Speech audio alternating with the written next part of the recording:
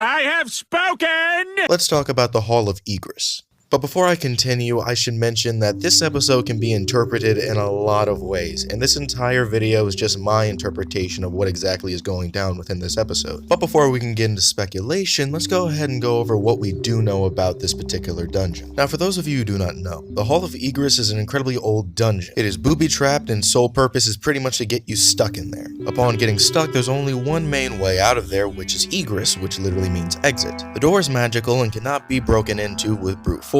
The only way forward is to close one's eyes and then immediately move through there. However, when you ultimately open your eyes again, you will find yourself right back at the beginning of the dungeon. It is this idea that pretty much propels the vast majority of this episode. Now, how exactly does this relate to Finn? Personally, I believe that the story is about maturity and trying to take on responsibility for things you've done in the past. The reason I believe this is that this idea is scattered continuously throughout the episode. At the beginning of the episode, Jake references this by saying that they were exactly where he ruined things with Flame Princess and even points out the train.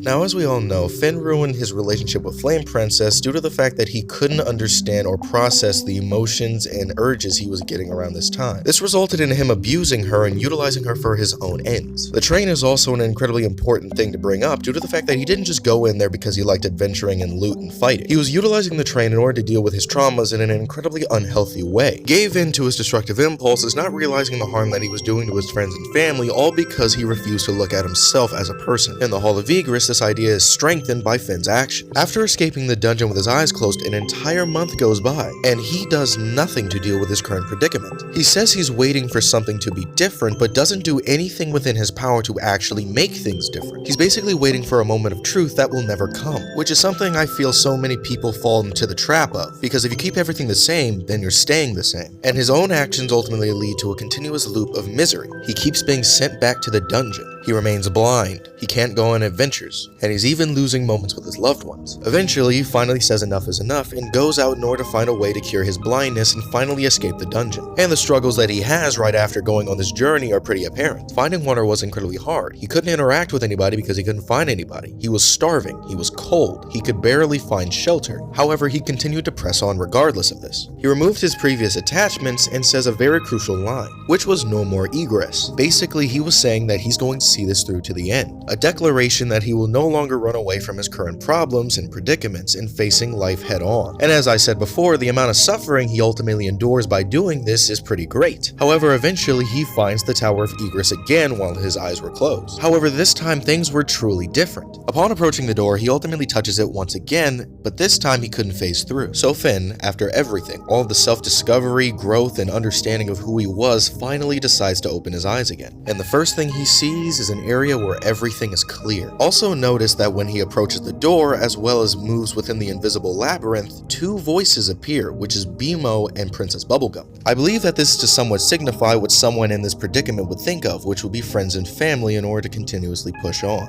My interpretation is that although you can rely on your friends and family, it is ultimately your choice and your decisions which dictate how your life will unfold. And even if you suffer in the process of change, the happiness and joy you will obtain afterwards will be more than worth it. This episode hit me way harder than I thought it would, because I have seen so many people completely destroy their lives simply due to their own inaction. And reviewing this episode honestly made me look back and think about my own life in some regards. So whether it be an addiction, a terrible job, an awful relationship, or any other hardships life throws at you, I wish you all the luck in the world, but in the end, it's up to you to change what you are.